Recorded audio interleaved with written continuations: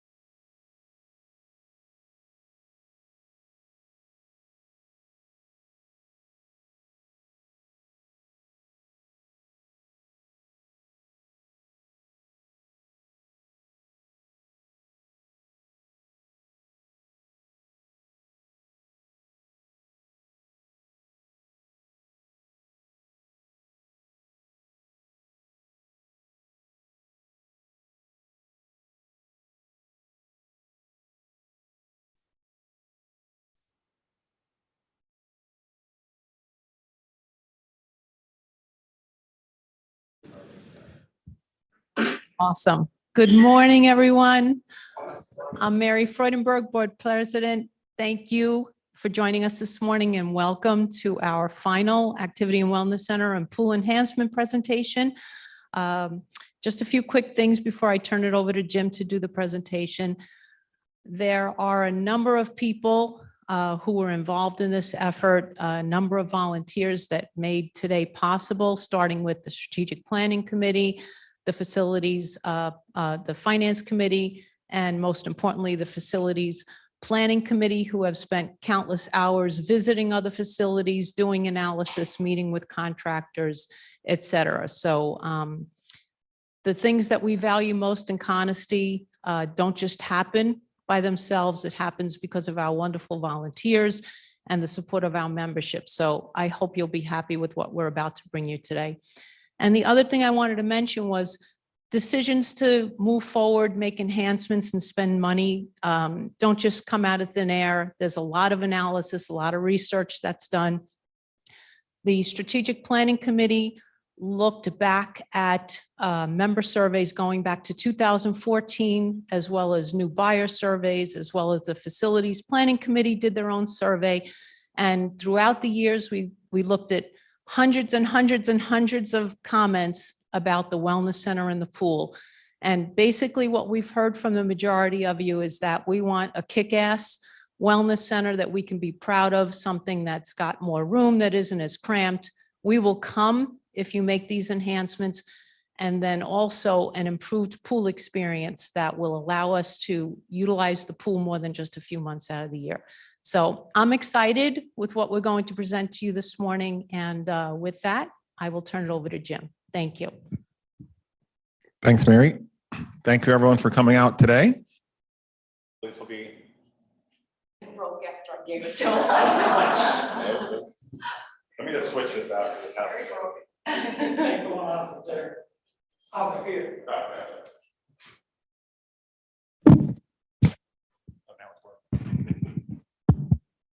It's always technical. Try this. Thank you. Okay, everyone, welcome. Thank you for coming today. Hopefully you'll find this informative.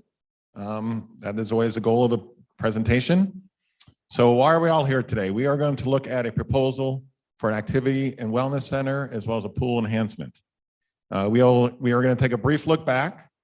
We're going to talk about how we got to where we are today, what today's proposal will consist of, which is what we don't know yet and why, what the build options currently are, what the financial considerations would be, our challenges in assuming we go forward, what it actually is being proposed, the next steps, and then obviously we'll have a Q&A at the end of the presentation as well.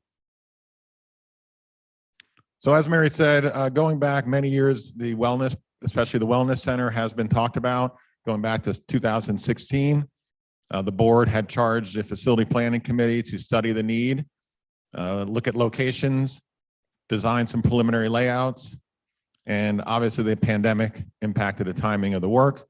We were hoping some of you have been here for a few years may remember that we had a presentation on this in 2000, I think it was February.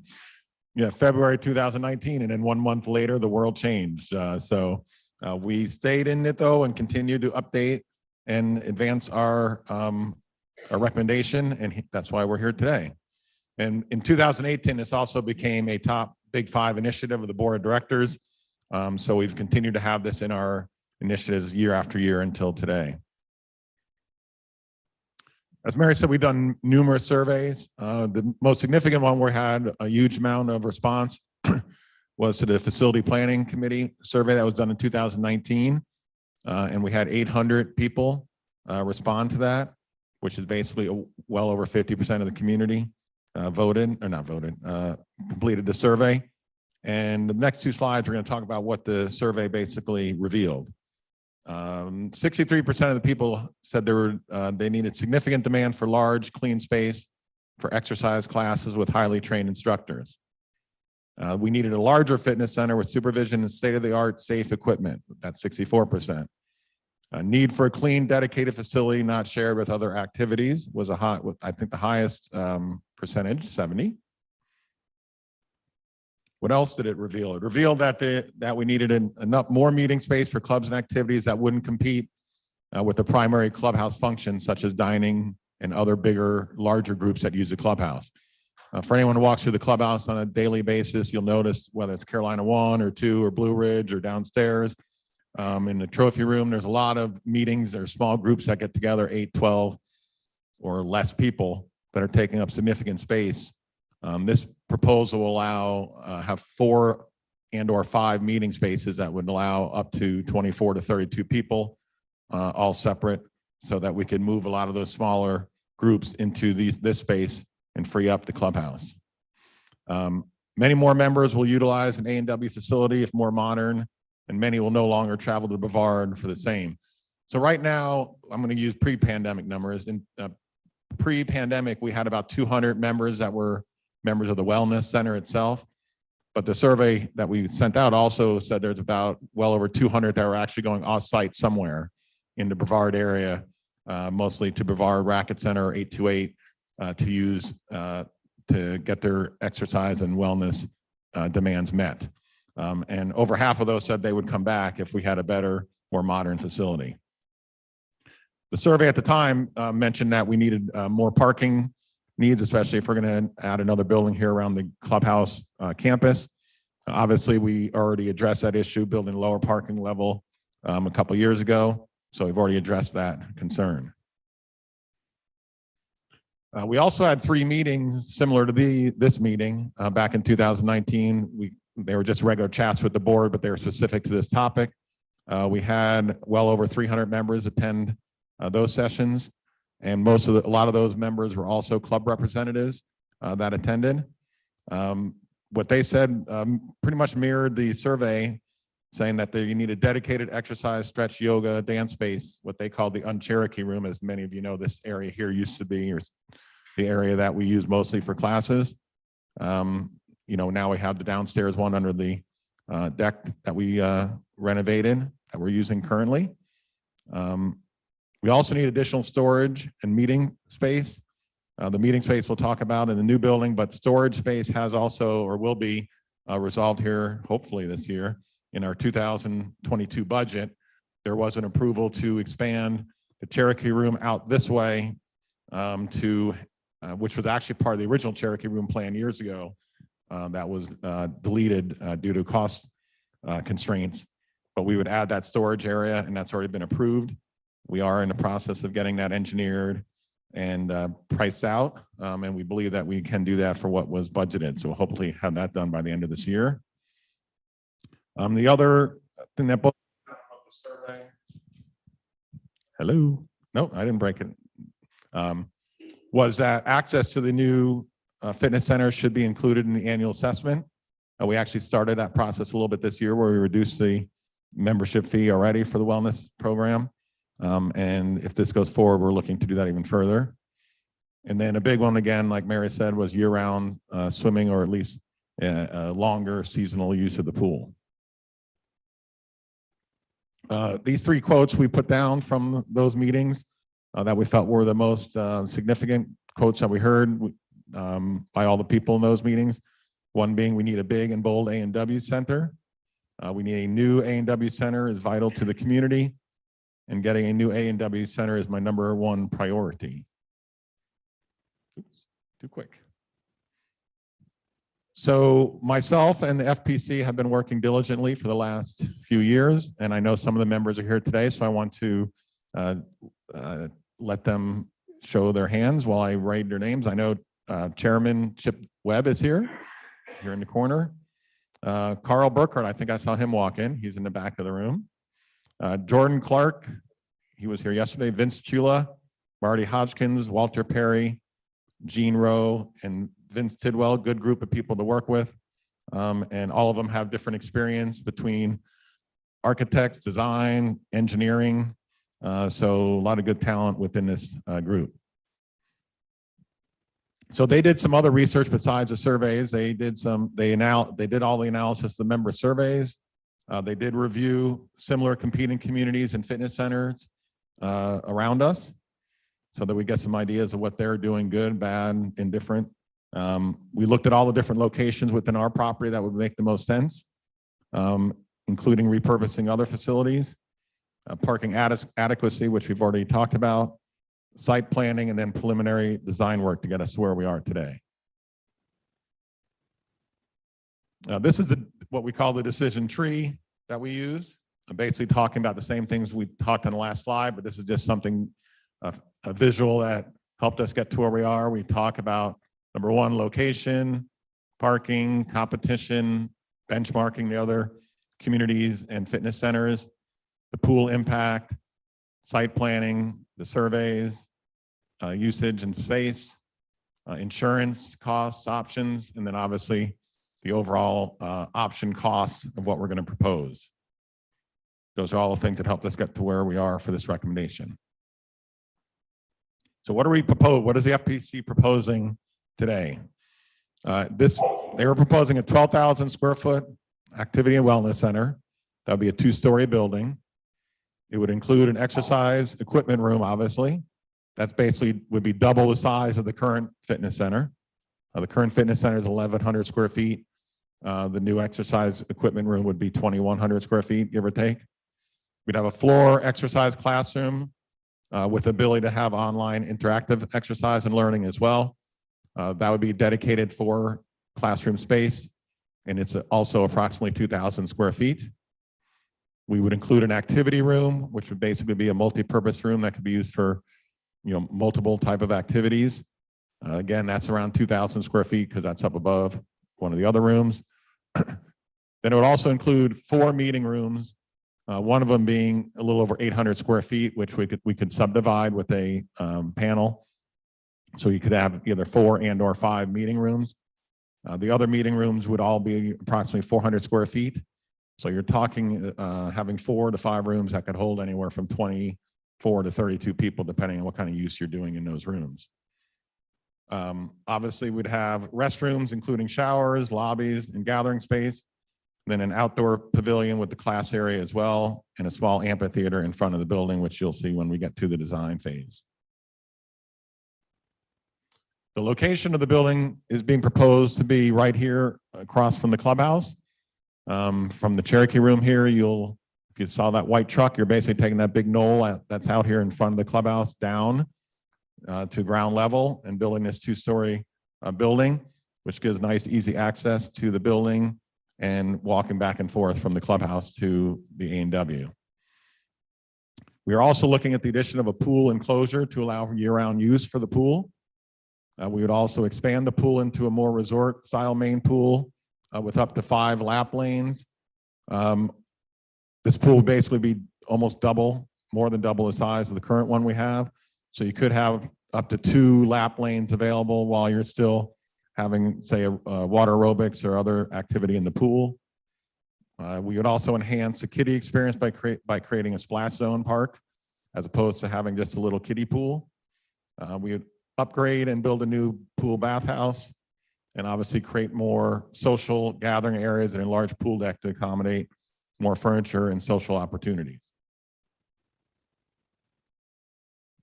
The numbers that we're looking to also have a budget in there for the renovation of the existing 1,100 square foot fitness center. The decision has not been made yet exactly what that 1,100 square foot fitness center would be renovated to. Quite a few of the clubs and organizations are vying for that space, but we have not committed to what that space will be at this point. Obviously, the price also includes furniture, fixtures, and all the new equipment for the new building and the renovated space. And additional landscape around the new A&W, the pool complex, and clubhouse. So we can try to get them all looking similar. So obviously, when you build a new building and you add additional pool square footage, you're looking at not just the cost to build the structures, but also the operating costs going forward for the new project. We're anticipating that number will, when all complete for both the A&W and the pool, will increase our operating costs approximately $150,000 a year. That's roughly $100 per door of the homes that are in here. We're looking at, for the first year or two, to potentially use the amenity fee support to offset those costs until we find out exactly what those costs may be. going forward so that we can make sure we can incrementally squeeze the potential assessment increase, especially the first couple of years until we know what the overall costs are. And obviously the costs associated are maintenance, utilities, insurance, staffing, and so forth for these costs. We would also recommend the member access to new A&W would be included in the annual assessment as opposed to having the separate membership. We would have a nominal yearly fee each year now. If someone joins, they do fill out basically a release form for use. We would do the same thing on an annual basis for anyone who wants to use the equipment, just so we have that on file, and we'd probably charge a minimal fee of like $50 just for that application fee each year. But besides that, everything else would be included, except for the exercise classes, which are similar now. If you're going to exercise classes, you can either pay as you go or pay on a monthly basis or a yearly basis. So for example, right now, a family membership for the wellness is approximately $500 a year. That includes use of the equipment in the classes. That would probably go to something like $250 or $300 a year if you want to do an annual, have all the classes included as well, or you would have a monthly option as well too. So and the reason that is on the classes is the classes are all independent contractors that we pay on a basis of each class. So that those fees just go to help offset those costs. So what do we not know yet? With today's world, who knows what we don't know? But what we do know that we've moved this initiative as far as possible without incurring significant costs. We don't want to spend a bunch of money in design fees and so forth, not knowing that we may be going forward. Because approximately $135,000 more for us to finalize the construction drawings. We spent about $25,000 so far to get to where we are, but that's about 60% completion of the current design phase of the buildings and pool. And once we get the final drawings, that would allow us to negotiate and determine a firm contract price. Right now, we're in discussion with 3 different contractors, one from South Carolina and two locally, one from Hendersonville and one from Asheville. All long tenured contractors, been in the business many years actually. So we've been getting updating pricing on a pretty much weekly basis of where things change every day. Steel's going up, steel goes down, wood goes up, wood goes down. We've designed this building to where we have flexibility, to where we could either do steel beams or do all wood or all steel, whichever way we want to do it. That's why we design it that way, because in today's market, you want to be able to use those raw material costs in your favor if you can. But until we get to the final point of knowing that this can go forward, we can't really lock in a price. Moving forward can only come as a result of a member vote to approve an A&W Center and Pool Enhancement proposal. Then obviously there's still a lot of wild cards out there with the pandemic, supply chain issues, continuing volatility in raw material pricing and labor market. Every day you wake up today and you read the paper or go online and stock market's going down, going up, going down, down, down, down, down. There's good news and bad news when that happens, whatever you want to call it, the R word, recession or whatever. I mean, there's going to be some adjustment. Sometimes those things work in your favor. Sometimes they don't, but those things are all going to be, like we say, wild cards at this point. So what kind of costs are we looking at? What kind of options do we have?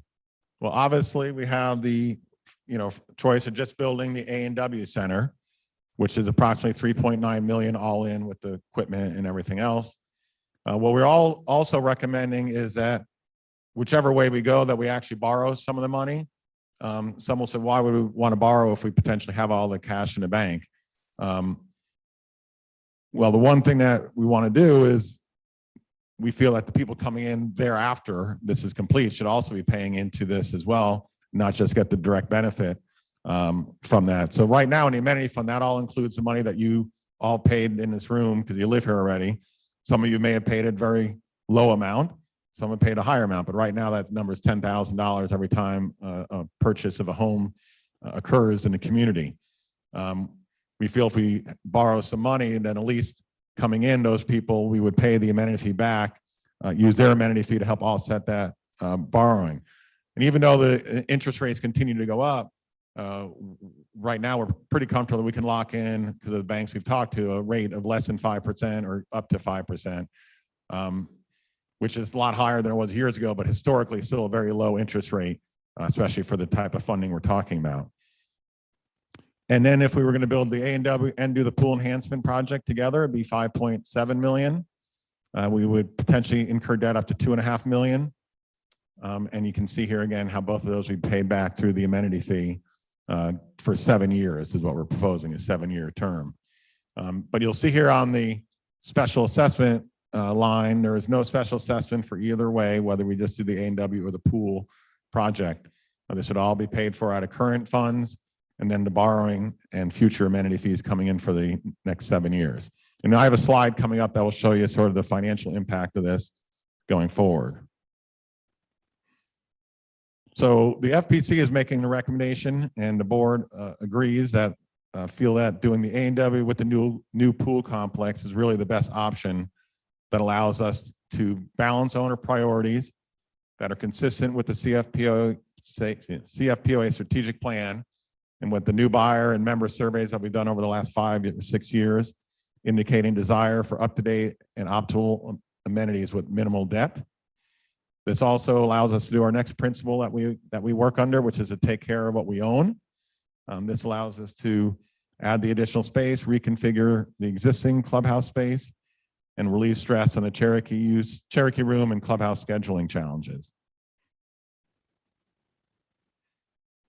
So the community right now, we always use a number. It's roughly almost 1,500, a little over like 1,460, I think. It changes every day as far as how many units are completed in the community. Our analysis, give or take, is that between CFPOA lots and privately owned lots, we'll probably end up around 1,800 units in here, but realize that we're churning about 25 or 30 a year that are actually being, new construction. So you're still a lot of years out before you get to 1,800, but potentially that's what we could end up doing. And if you look at that from a growth perspective, that's a 25 to 30% larger population within the community than we currently have. And we also do know that year-round residents, even though it's plateaued at about 60, 62%, that's still significantly higher than it was 5 or 6 years ago, where it's down more like 50%. So more and more people are choosing to move into Conestine and have it as their primary residency. We also think this project is prudent with our fiscal management. It's very manageable debt. Currently, we have no debt. We have strong equity position, and we have ongoing liquidity maintained in our reserve and operating accounts going forward. And the next slide will sort of go over that. So I know this is a pretty busy slide, but I've tried to highlight the green areas in green that are sort of important to talk about. So right now here, obviously, we know we're in 2022. We have approximately, let's just rough it, to $4.4 million in the amenity fund. You'll see as we move forward with the project, that does start getting depleted. But in 2024, which is when both projects would be completed, the A&W and the pool, and we would have spent the money out of the amenity reserve, we'd still have $2.2 million, give or take, in the amenity fund at the height of when the cash flow would be out. You'll see on line 17, this is the loan going across the 7 years. And you'll go on line 17, which is a balance each year, that's our depletion time at 2.2 million is the lowest amount we go to during the whole phase of the project. Even as we're paying debt down, starting in 2024, you'll see that even though we're paying the debt down, this balance continues to go up. And at the end of the project, or our end of the loan here 7 years out, you'll see the amenity fund is still back up to $7 million. And that's assuming 80 resales a year. Last 5 years, we've had crazy numbers of resales, well over 100 each year. But if you go back historically over a 20-year period, 80 to 85 is sort of an average number. So we use a conservative number, basically our lowest average, to calculate how those funds would be coming in over those years. From how the construction would phase out, as we would start the A&W Center first. Potentially, if this got approved, we could start the project at the end of this year, the fourth quarter. Where if that happened, we're expecting that we'd have about $1.2 million going out in this year. The balance of the 3.9 would be done in 2023. The pool could start at the end of 2023, be completed by the season of 2024, and you'll see those funds going out in those years. What we also did in this analysis is we also dedicated $200,000 a year as a placeholder for other amenity projects that may come up. If you look historically, that's sort of what we spent. We spend between $200,000 and $300,000 a year for other projects that may come up during the budget process or from member comments.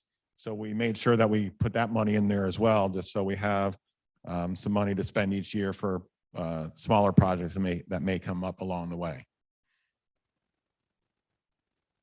So what would this building potentially look like? So this is a first floor layout.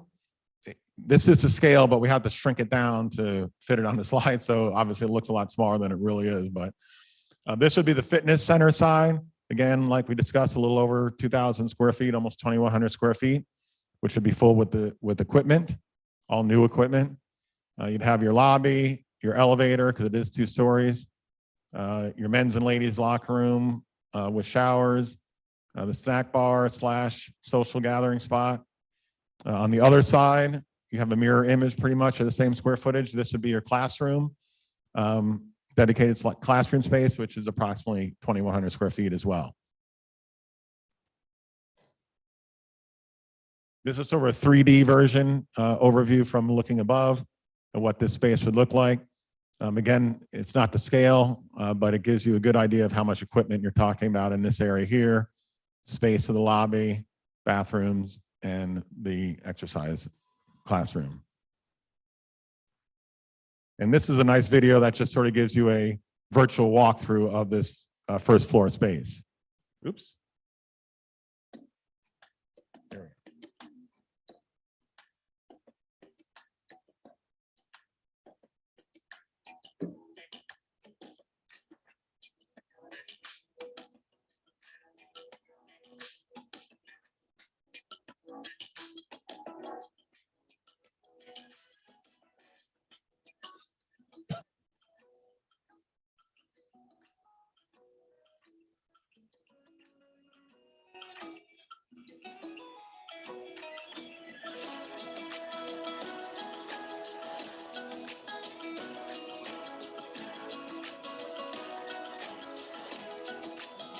I did the first one earlier, yeah.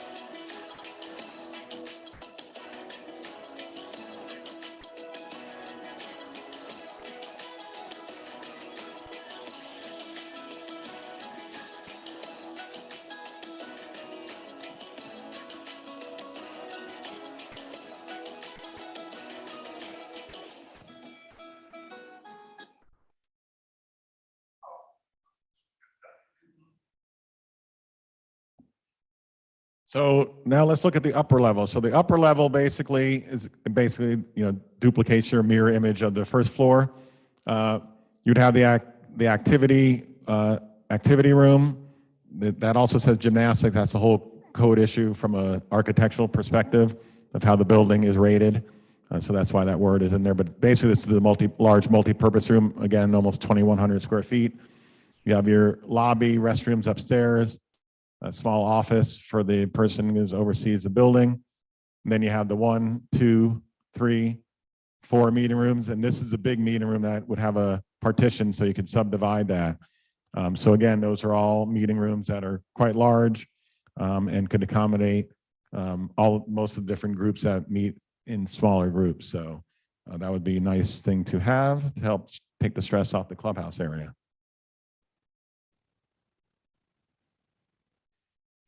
This is just an example of what one usage of that activity room could be. This is showing obviously like a classroom seminar type situation. We have some cabinets and sink and so forth. Big screen TV up here, and then tables and everything else. So just one example of what the upstairs room could be used for. So what would it look like potentially? So to give you a perspective, right now, obviously, you know, we're in the Cherokee room. So if you were to basically turn around and look right out these windows and see that big hill, you would basically be on, you know, this side of the building. And you can see how the entry to this is sort of split between the current porte-cochere and the Cherokee room. And you also notice there's an addition of now new handicap parking here, which can help accommodate people going here or here. You also see that's sort of the outdoor classroom. You see little people there. This would be the view from the clubhouse side. So if you're coming from either here or from the porte-cochere front entrance, you'll be walking into the first floor of the fitness center area here. And you would have potential little amphitheater where these people could be hanging out, waiting, talking as people come and go. Oops, too fast. Hold on a minute. There we go. This would be the side coming in from the parking lot, which obviously probably be the most used, especially in the mornings as you're going to the fitness center or your classes. There are some social areas here as well. The next slide will show this area, but over here there's a little pavilion, and this would be designed to be graded to be pretty level, so you could have a potential of outdoor classes here as well. And then some stairs, but there is a handicap access here as well to the building from the backside. This is that corner of the building that I show you, the social. This is basically what we're going to call a serenity type pond. Some benches, again, a little area for people to socialize and visit here as well. So now the pool, we're still waiting on our final designs and final renderings. This is just a simple rendering. Obviously, our cover would not be white. We don't allow white. We only use bronze or darker colors. White is not an approved color. But what we're proposing is to remove the existing pool bathhouse over here and actually put it on the front of the pool center. So it would be basically at the parking lot. So you would actually walk through the building from the parking lot and then go directly into the pool. And you have bathrooms on the right and left, and then a walkway through the center of the building, which this is showing 2 doors, but it basically be 1 door with, you know, ladies on one side, men on the other, and then just access from the parking lot directly into the pool enclosure. The ceilings on these structures have vents, and the sides of these here slide open, fully open during the summer months. During the winter months, you can keep them totally closed and keep the pool heated with radiant, keep the pool heated normally, but then you keep the structure heated with radiant heat. That would be on the walls here. Then the opposite side would be fans, 2 basically wall fans, big wall fans that would suck the air out. There's a similar design up in Highlands. Highlands County just built the county pool, similar to what we're talking about. That actually is part of their parks and rec system. So they've been able to very efficiently use it because of just the actual natural light, even in the winter, that comes through the sunlight, heats the space up very well, and they've not had a huge increase of costs associated with having to keep the area heated between the solar coming through the panels and the heat from the pool and some radiant heat on the walls. They keep it about 70 degrees pretty much all year, all winter long. The inside 70, the pool would still be like 79 to 80. So what are the next steps? Obviously, this is a preliminary recommendation. Obviously, this was presented yesterday at 4 and 6 p.m. Now today at 9 a.m. It'll also be available for viewing on the member website. I think we looked at this morning and we had over 160 people already view the one that we did yesterday. So that's great. As usual, we always give a 30-day period for member feedback. So we get questions and comments from you all for next 30 days.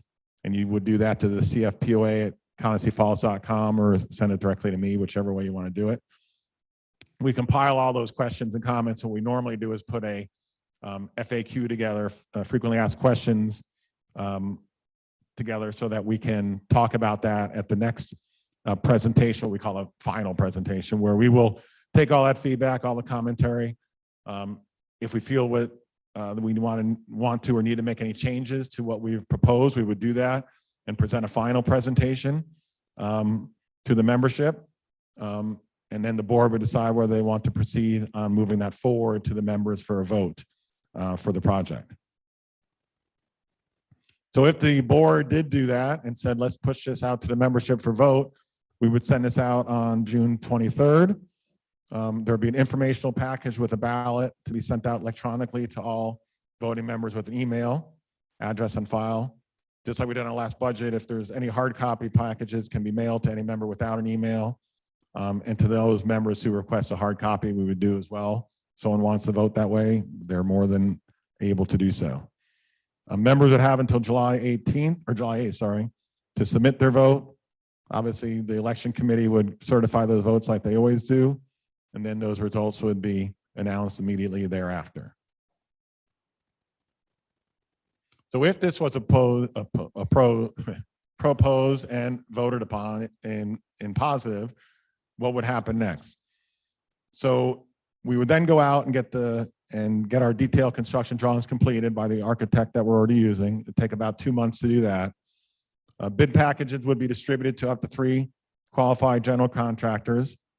The GC would be awarded the project based on pricing, ability, and scheduling.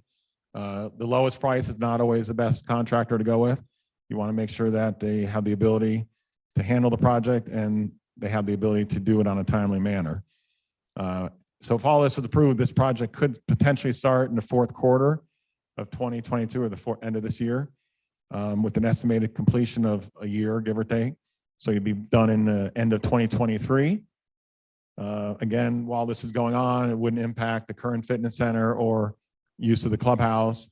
Obviously, there'd be some challenges with some parking and having to move things around during the staging phase, but it wouldn't impact the use of any of the buildings or pool. And then the pool complex could start in the 3rd quarter of 2023, which would coincide with almost the completion of the Activity and Wellness Center. And that could be done during the winter and be ready to open by spring, early summer of 2024. So that's pretty much the proposal and the presentation today. We thank everyone for coming. We have the microphone set up in the middle of the room here. If anyone has any questions, we'd ask you to please go up there and talk into the microphone so the people that are online watching the streaming video can hear the questions. If they can't, I will repeat the questions. And we may have some questions from the streamers as well. If we do, Robert will bring those up and ask those as well.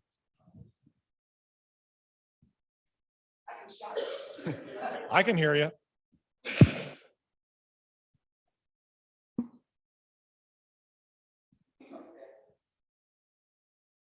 Okay, Kara, ready? Go ahead. Thank you. Oh, perfect. Okay, my name is Kara Blank, and I've lived in Conistea since 2016.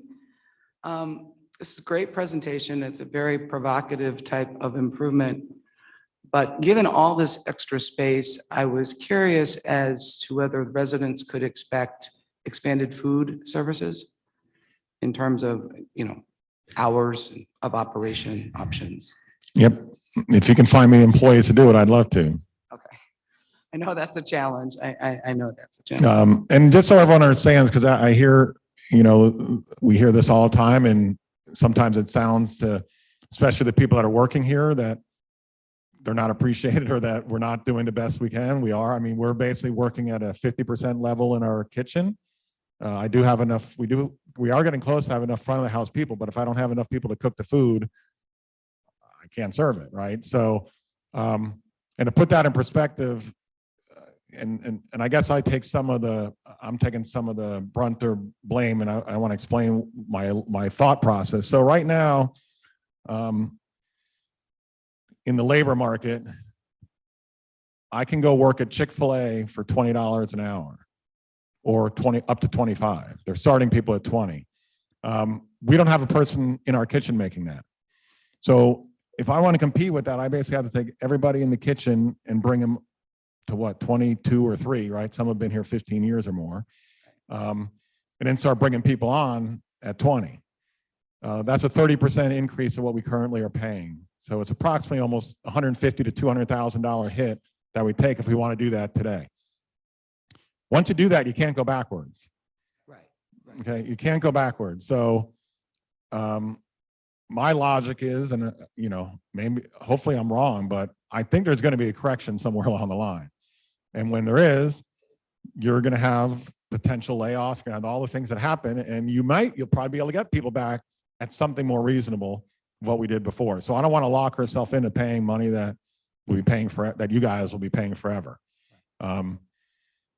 And right now, whether it's us or downtown, you look at the downtown restaurants, none of them are open 5 or 6 days a week anymore either. I mean, because they just can't find the kitchen help. No one wants to work in a kitchen, and it's that simple.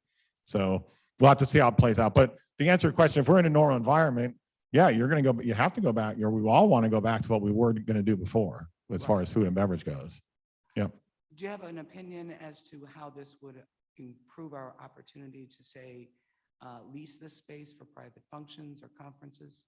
Well, obviously, yeah. I mean, right now we are limited on how we can do some different luncheons or weddings and so forth because of the use of these spaces, like we talked about, by yourself, which is great. It's your clubhouse, but it does limit us on having an event in Carolina 1 or 2 when you have both those being used for something else on a weekly basis.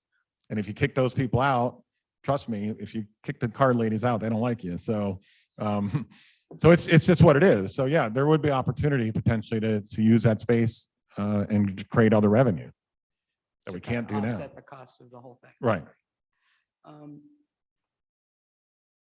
You had mentioned that there was some exploration of uses of other properties, you know, in conjunction with this sort of an addition.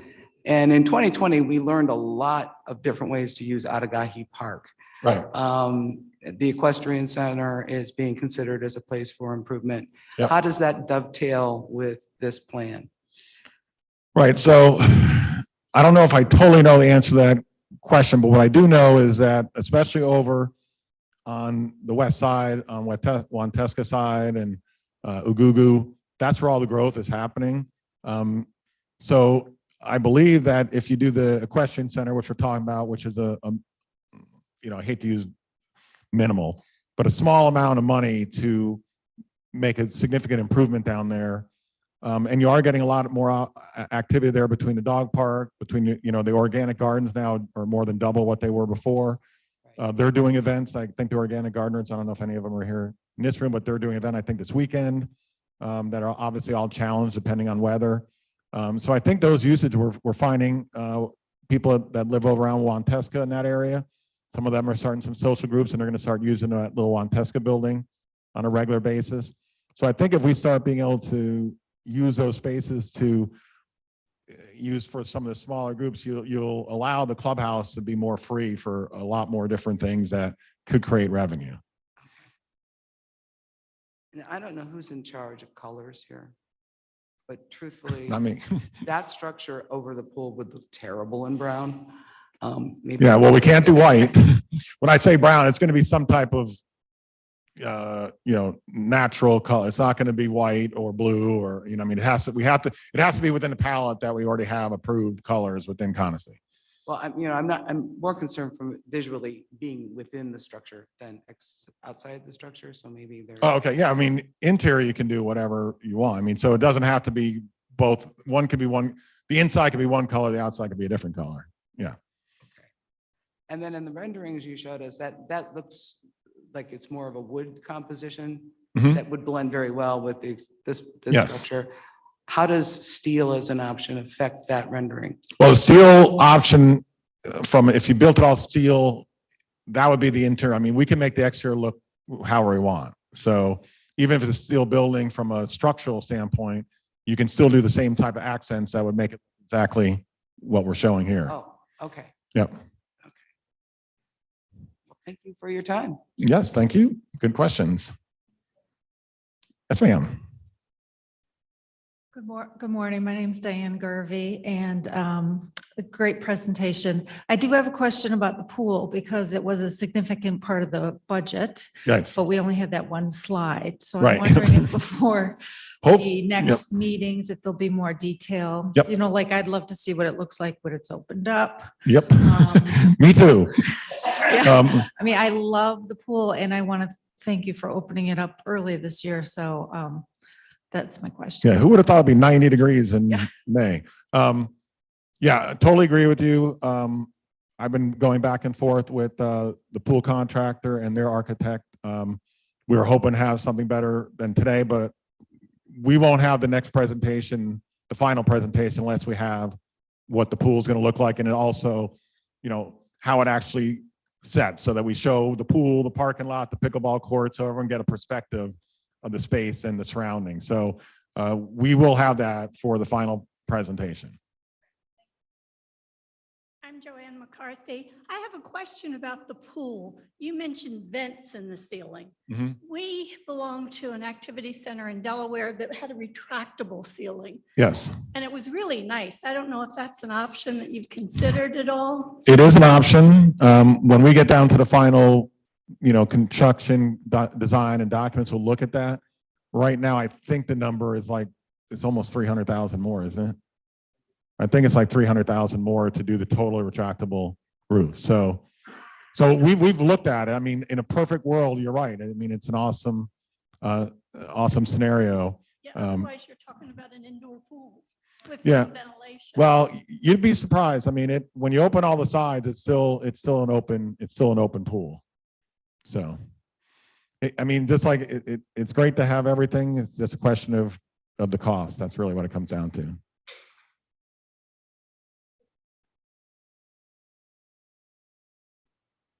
Were there any online questions, Robert?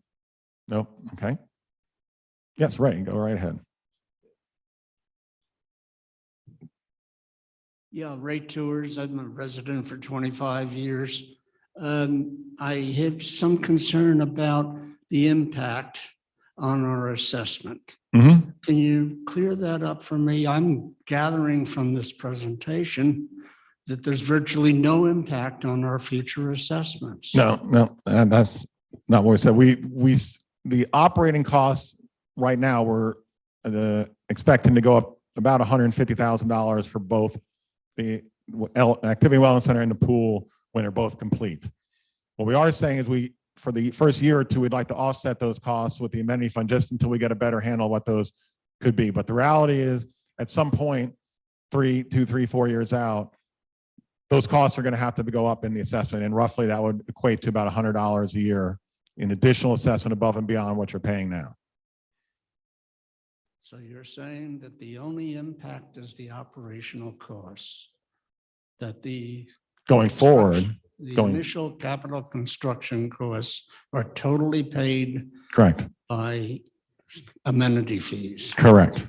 Yeah. Yep, that's correct. And has anybody been concerned at all about the future of the housing market? Oh, yeah. Supposing it collapses like it has in the past. Yep.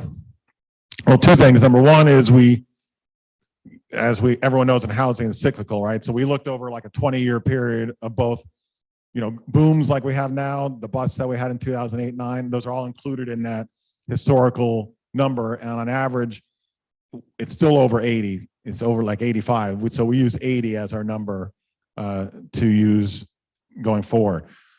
Even if that collapsed, we still, as you saw in there, we still had $2.1 million worst case scenario, even if no more money came in going forward. So we would still have sufficient funds to pay all cash if we needed to, and still have $2 million pretty much sitting in there. So, you know, could you have a year where you have 10 sales? I guess it could happen, but we could easily ride that out with no problem based on our analysis. Okay, thank you. Yep.